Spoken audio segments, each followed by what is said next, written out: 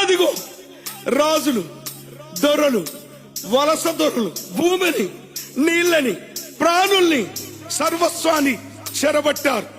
రాజుల ఖడ్గాల కింద తెగిపోయిన శిరస్సులు, రాజరికం కత్తి మీద నెత్తుర్లా గాయమా, దొరవారి గడులల్లో బలబలబల దొరవారి గడులల్లో నలిగిపోయిన న్యాయమా, ఆంధ్ర వలస తూటాలకు ఆరిపోయిన దీపమా, మా పాలన బల బల బల బల బల బల